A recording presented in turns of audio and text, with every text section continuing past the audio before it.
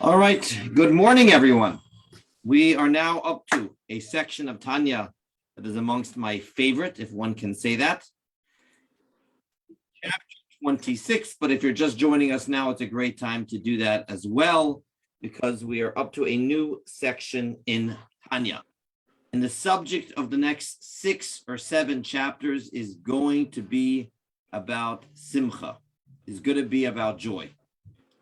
That's important for every single person in this world, and we'll see why that is so within a few lines of this. Now, why is simcha coming up in this book at this point? If you've been following, and I know that we don't have a huge crowd on today, but many have been with us on this journey since the beginning, the author has written a manual for how to serve Hashem. And he's given us all sorts of tactics, how to have the godly soul hold the steering wheel and not the animal soul. And he spoke about impulse control. And he spoke about meditation.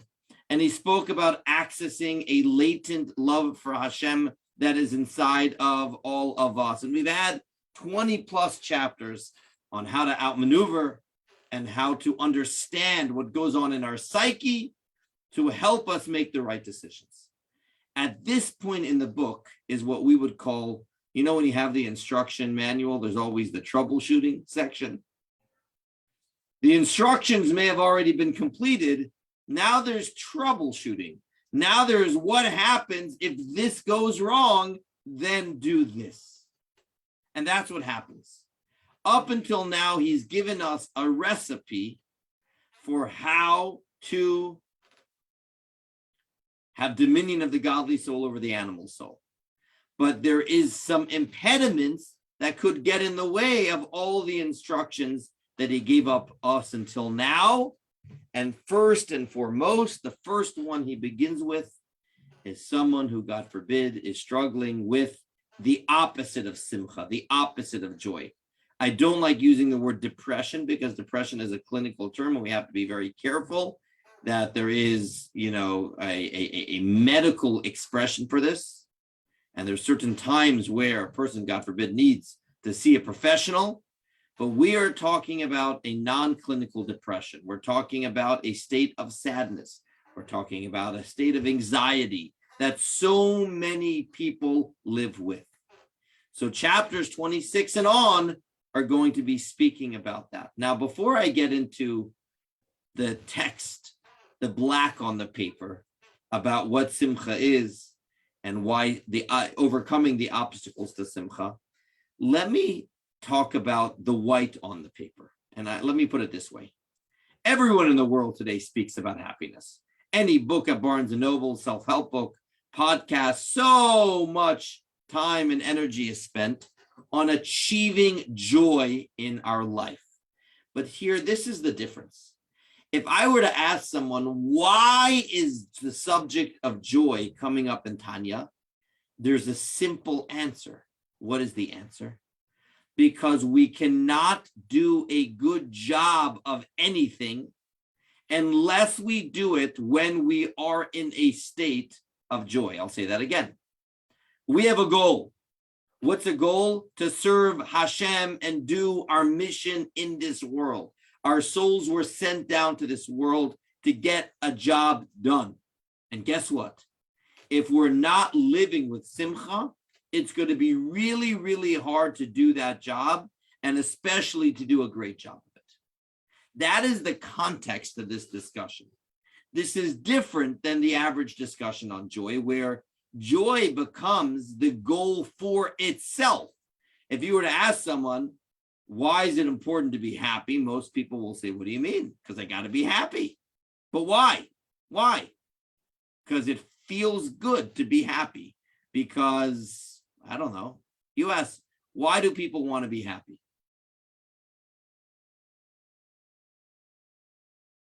In Tanya, there's a simple answer to that question. Why must I be happy? Because happiness is not the goal. Happiness is the tool. Happiness is the vehicle through which I can do my mission in the world. I think it's a very important thing, because when happiness is the goal on its own, then guess what? You can make an idol out of it. I know that sounds funny because happiness is so important, right? But anything that's axiomatic, anything that is, I is because I is, it is because it is, that itself becomes an idol.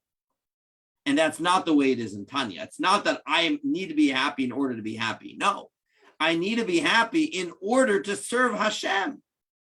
See, when someone, in America, we talk about the pursuit of happiness. This is not about the pursuit of happiness. This is about the pursuit of doing my mission in the world.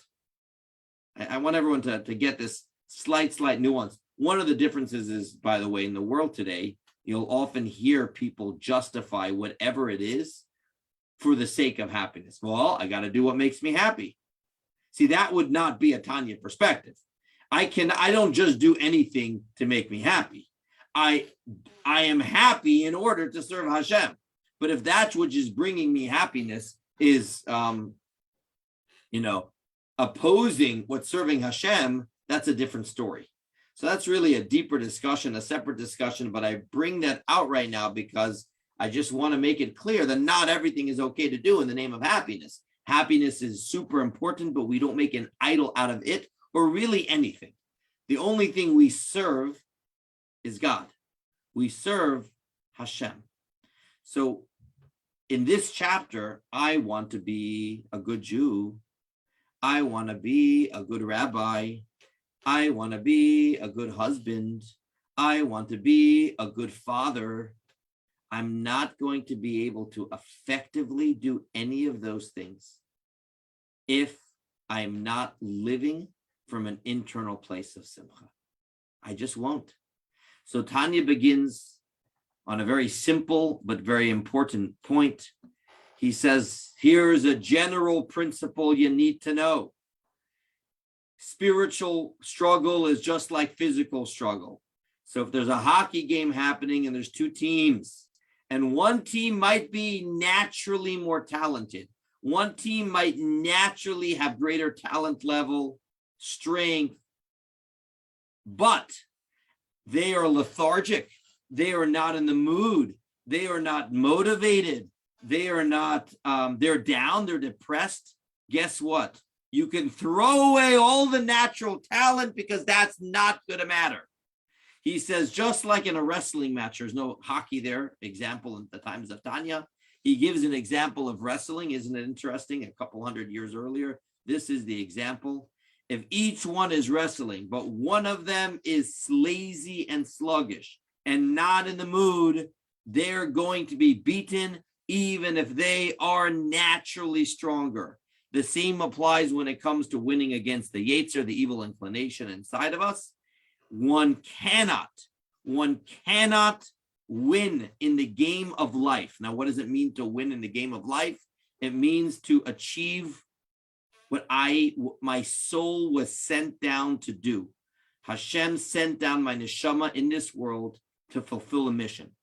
And part of that is keeping focused on my mission, not falling prey to my Yetzer Hara, my evil inclination, allowing the animal soul to be in control, the godly soul to be in control and not the animal soul. He says it's impossible to do any of that when you are in a state. He puts these two together, laziness and sluggishness, which are symptoms of being down, a depression. That's an interesting fossilized heart means in a state of numbness, in a state of paralysis.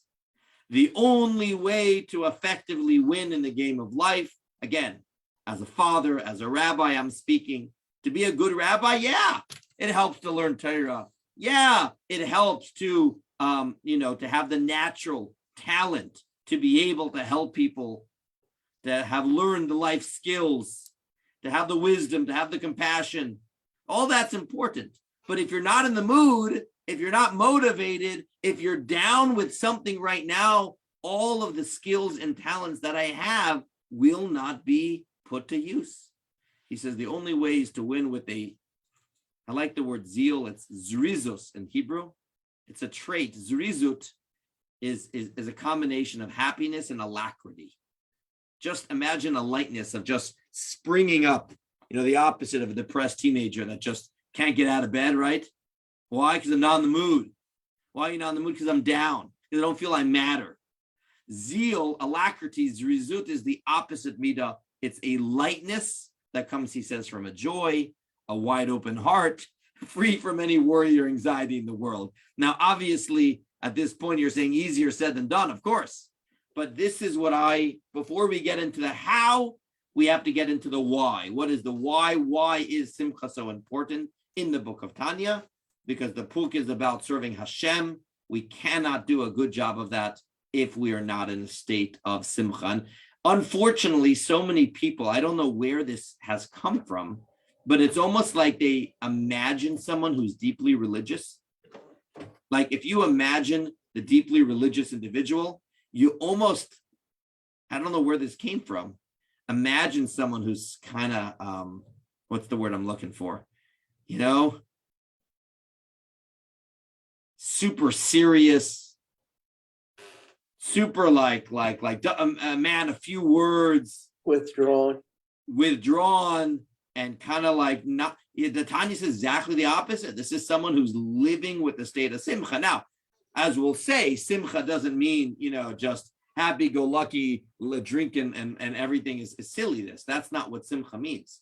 But it does mean a certain lightness. It does mean a certain alacrity, and certainly a happiness with oneself. So with where one is in life. So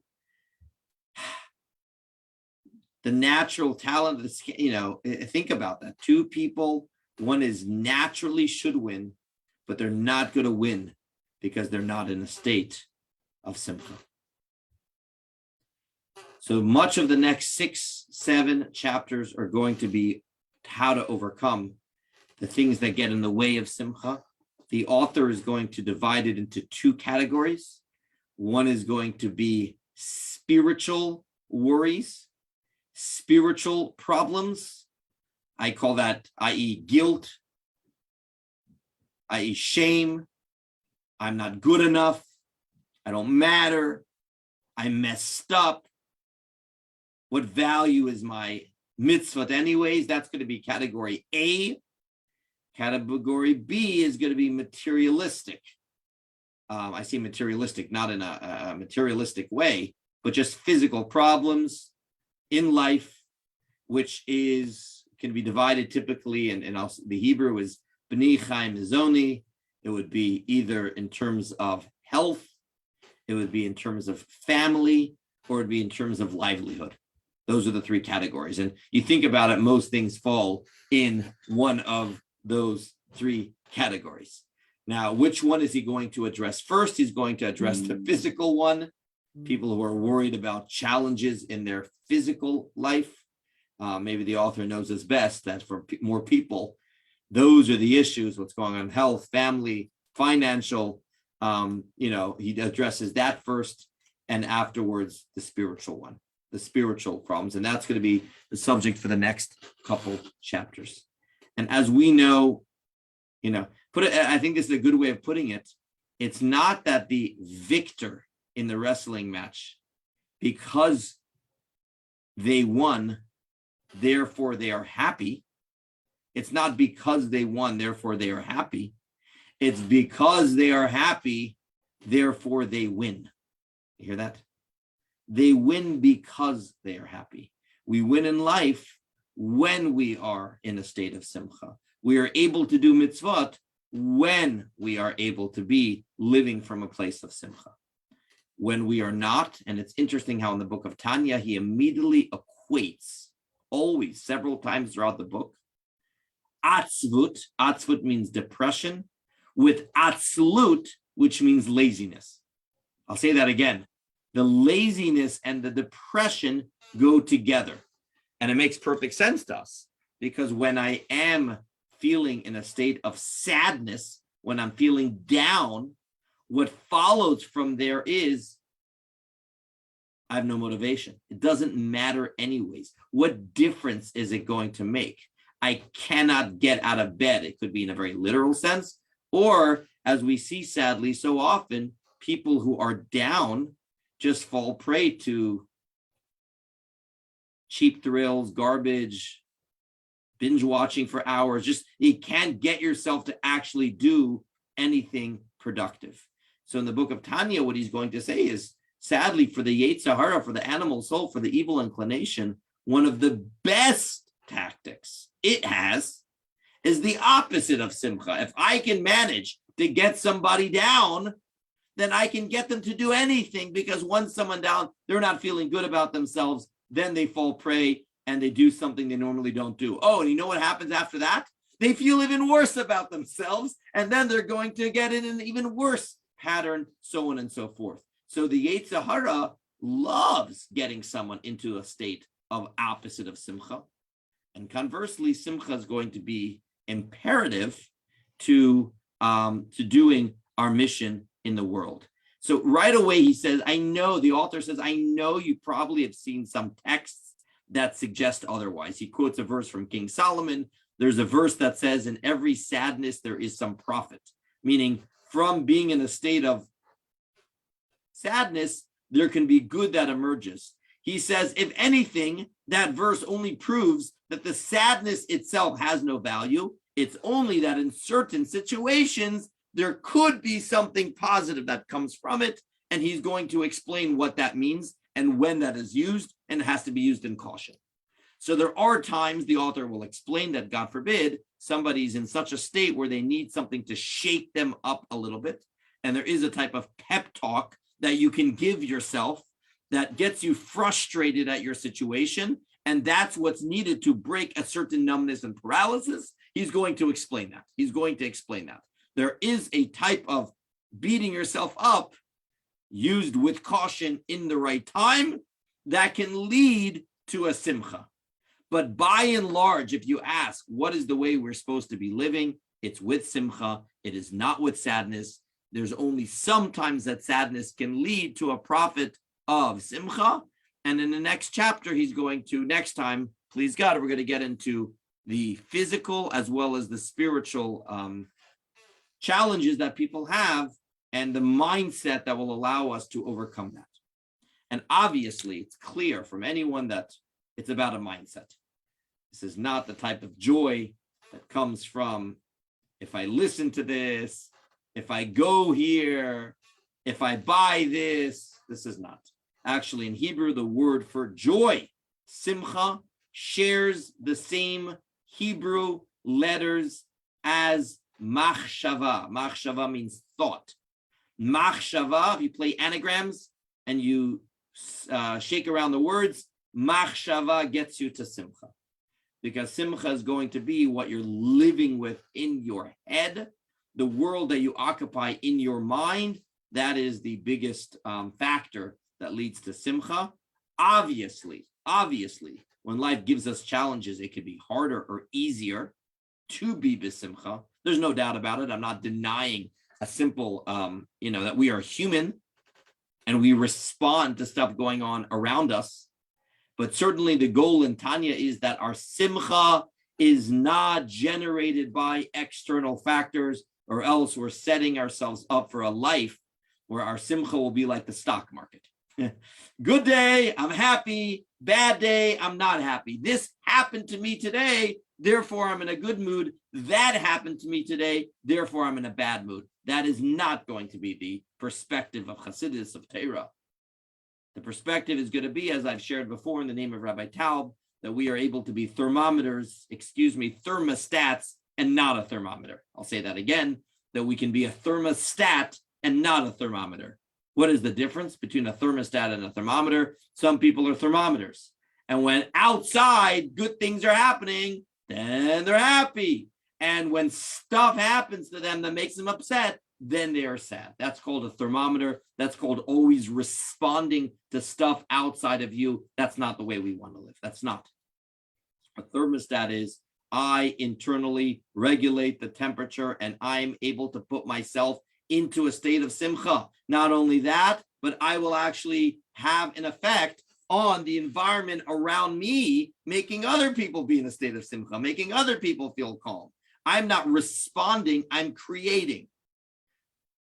That's going to be what we're talking about. Machshava, changing what goes on in the head, and that allows us to live from that place of simcha, of course. And that's why we see incredibly similar people going through similar things, and one person responds one way and one person responds a very different way. I'll finish with the beautiful story of the Baal Shem Tov, one of the greatest teachings and goals of the Baal Shem Tov was to get Jews to live in a greater state of simcha. And whenever he would come to town, he would try to share teachings with people that made them happy. And sometimes people would say, what are you so happy about anyways? What are you so happy about? Life is hard. Life has its challenges. How come you're always able to be in a state of simcha? And he once gave the metaphor of an incredible violinist that played the fiddle and was able to produce the most magnificent music. And they would go from town to town, go in the town square, play music, and everyone would start jumping and singing and dancing. And once someone came along who was sadly deaf. And this individual was wondering what's wrong with everybody else who's sitting and dancing. What's wrong with you?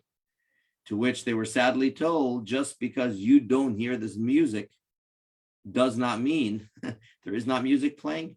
Just because you're not able to listen and tune in doesn't mean it's not happening around you. To which the Baal Shem Tov taught that at all times there is around us music playing. And the question is, do we have the ability to tap into it? And do we have the mindset that allows us to overcome life's hardships? And life is hard. Let's not mince words. Life can be very, very, very difficult.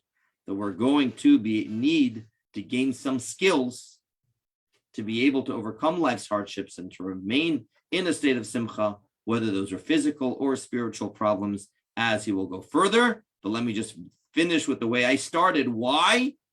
In order that I can do my mission in the world, in order that I can be a good yid, mother, father, husband, teacher, whatever it is. That's the context here. So different than happiness being an idol.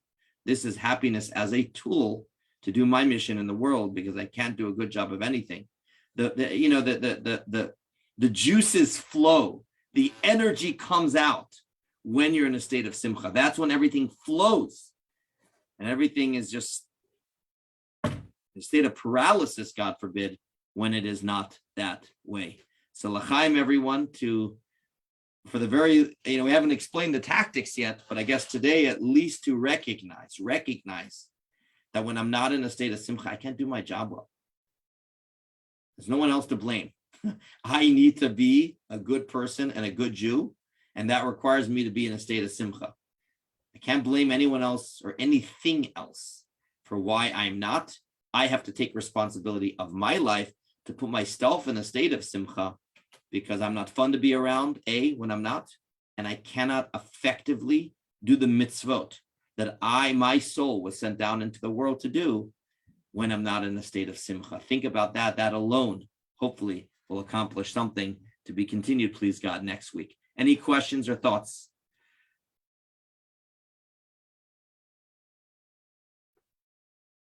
Anyone, please?